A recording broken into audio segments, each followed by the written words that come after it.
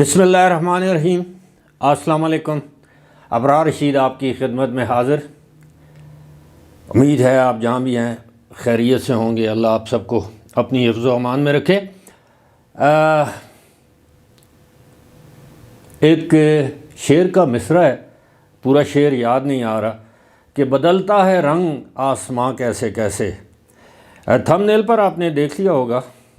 کہ سابق lieutenant general فیض حمید ان کو ان کے عہدے پر بحال کیا جا رہا ہے۔ یہ معاملہ ہے کیا؟ اس معاملے پر آنے سے پہلے یہ جو بدلتا ہے رنگ آسماں کیسے کیسے اور اسی کے ساتھ جڑی ہوئی بات ہے مکافات عمل۔ ماضی کے جو پاکستان کے طاقتور ترین لوگ تھے، جن میں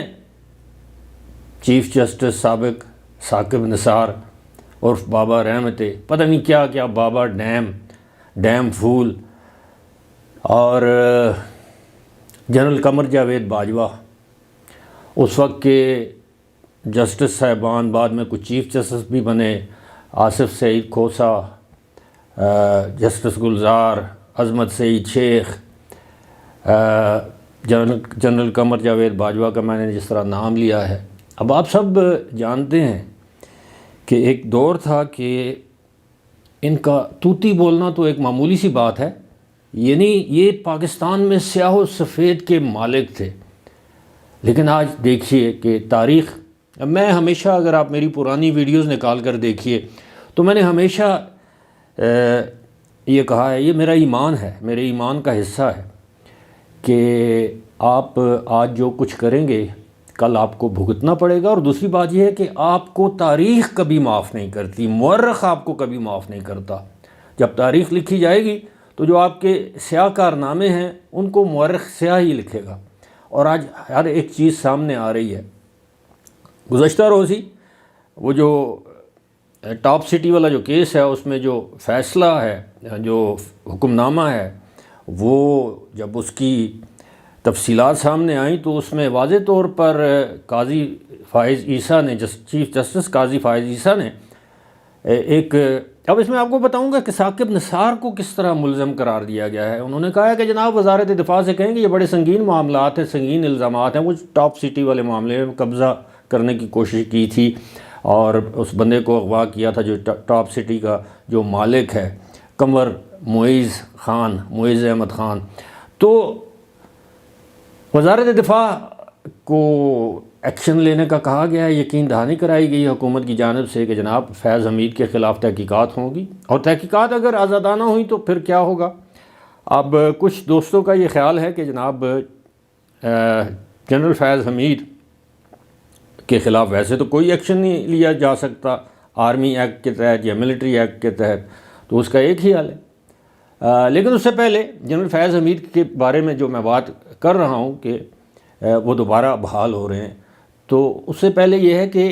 اسی فیصلے میں، اسی حکم نامے میں 2 صفحات کا اضافی نوٹ جسٹس عطر من اللہ نے لکھا ہے، اور جس میں انہوں نے واضح طور پر یہ لکھا ہے کہ جناب جب چیف جسٹس چیمبر میں بلا کر لوگوں کی کوئی بات سنے تو اس کو وہ عدالتی کارروائی نہیں کہا جا سکتا، یعنی دونوں طرف کے لوگوں کو بلایا جاتا تھا اور ان سے ظاہر ہے کوئی نہ کوئی حصہ وصول کیا گیا ہوگا۔ تو اس میں اس وقت کے جو چیف جسٹس ہے ثاقب نثار،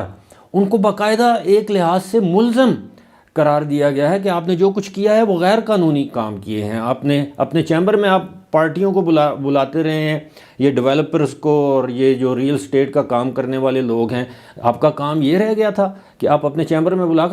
بلا کر کوئی کارروائی کی جائے تو وہ جج یا چیف جسٹس کی کارروائی یا عدالتی کارروائی نہیں ہوتی۔ یہ باقاعدہ اس 2 صفحات کا جو اضافی نوٹ ہے اس میں یہ درج ہے۔ اور اس کے علاوہ اب کہا یہ جا رہا ہے کہ جناب جنرل فیض حمید کو ان کے پرانے عہدے پر بحال کیا جائے گا، ریسٹور کیا جائے گا۔ اب ان کا پرانا عہدہ کیا تھا ریٹائرمنٹ سے پہلے؟ وہ کور کمانڈر باولپور تھے، لیفٹیننٹ جنرل کے طور پر، تو ان کو اس عہدے پر باقاعدہ بحال کیا جا سکتا ہے۔ اور اگر وزارت دفاع، اور کیونکہ اب تو یہ عدالت عظمیٰ یعنی چیف جسٹس کا حکم ہے، اور جو سائل تھا اس کو یقین دہانی اس نے کہا جی کہ میں جاؤں گا، میری بات کو انہوں نے کہا کہ نہیں، اٹارنی جنرل سے انہوں نے باقاعدہ اس کی ایشورنس لی، یعنی ہمارے جو چیف جسٹس ہیں انہوں نے ایشورنس لی کہ جناب آپ یہ وزارت دفاع کارروائی کرے گی۔ یہ تو ایک معاملہ ہے، اور دوسرا معاملہ آپ کو پتہ ہے وہ فیض آباد والا، اس معاملے پر شاید وزارت دفاع کوئی ایکشن نہ کرے، کیونکہ کوئی بھی جب جو فوجی ہوتا ہے وردی میں، وہ جب کوئی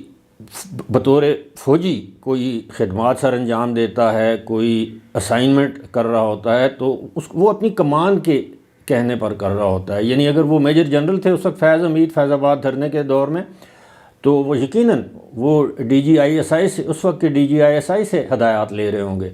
اور ڈی جی آئی ایس آئی اس وقت یقیناً اس وقت کے آرمی چیف کے ماتحت تھے، وہ وہاں سے ہدایات لے رہے ہوں گے، تو لہٰذا اس میں فیض حمید کا شاید اتنا زیادہ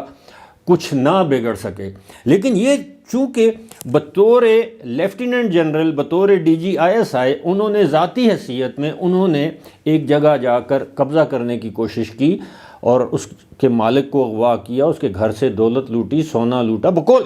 اس شخص کے جو اس نے الزامات لگائے ہیں، اور جس پر سپریم کورٹ آف پاکستان یا چیف جسٹس نے کہا ہے کہ یہ بڑے انتہائی سنگین الزامات ہیں۔ تو اب اس کی تحقیقات یہی ہے کہ جب وہ لیفٹیننٹ جنرل تھے بہاولپور کے، تو ان کو دوبارہ جو ہے وہ بحال کیا جائے گا ان کے عہدے پر، اس کے بعد ان کا کورٹ مارشل ہوگا، وہ باقاعدہ ایک طریقہ ہے،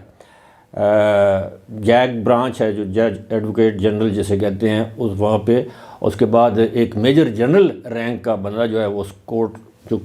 عدالت لگتی ہے اس کی سربراہی کرے گا، اور جنرل فیض حمید اگر اس میں مجرم قرار پائے، یعنی ان پر یہ تمام الزامات ثابت ہوئے، ظاہر ہے جو اس میں درخواست گزار ہے، شکایت کنندہ ہے، اس کے وکلاء بھی جائیں گے، وہ اپنے ثبوت پیش کریں گے، جی یہ دیکھیں، اور ان کے پاس ویڈیو ثبوت موجود ہے،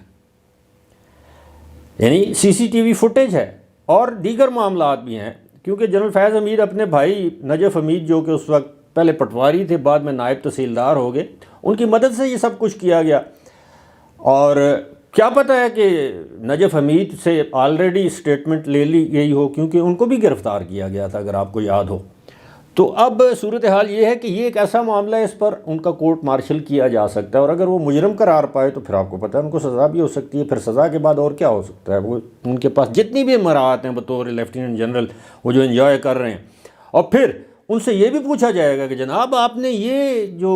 اتنی بڑی اربوں روپے سنا ہے کہ ان کا جو محل ہے وہ چکوال ڈسٹرکٹ میں، وہ یا گھر ہے، وہ اربوں روپے مالیت کا وہ گھر ہے، اور اس کے علاوہ جو ان کے علاقے کو جو سڑک جاتی ہے، ان کے زمینوں میں سے جو سڑک گزرتی ہے، دونوں جانب اس کی فینسنگ کی گئی ہے، تو ظاہر ہے یہ معمولی باتیں تو نہیں ہیں۔ تو میرا جو کہنے کا مقصد ہے وہ یہ ہے کہ دیکھیں، اللہ تعالیٰ کی لاٹھی اسی لیے کہتے ہیں نا کہ بے آواز ہوتی ہے۔ کل کو جو لوگ طاقتور ترین لوگ تھے، آج دیکھ لیں عمران خان کدھر ہیں؟ جیل میں۔ جنرل قمر جاوید باجوہ پاکستان کی تاریخ کے انتہائی متنازع آرمی چیف، میرا خیال ہے اتنے متنازع آرمی چیف تو جنرل پرویز مشرف بھی نہیں تھے جنہوں نے مارشل لا لگایا 2 مرتبہ، ایک مرتبہ ایمرجنسی پلس اور ایک مرتبہ مارشل لا، اور جنرل ضیاء الحق، میں متنازع کی بات کر رہا ہوں، خود انہوں نے مارشل لا لگایا۔ یہ مارشل لا کے بغیر انہوں نے جس طرح سیاسی حکومتوں کی اور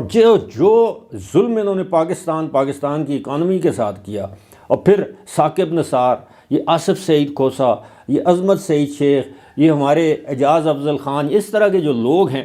اور آج یہ کسی کو منہ دکھانے کے قابل نہیں، آپ یقین کیجئے۔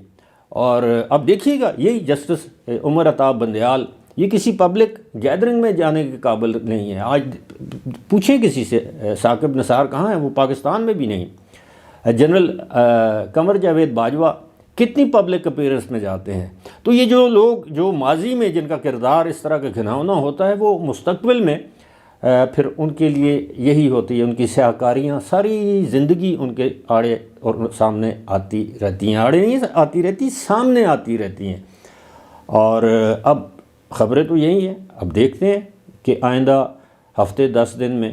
کیا ہوتا ہے۔ فی الحال مجھے دیجیے اجازت، خدا حافظ۔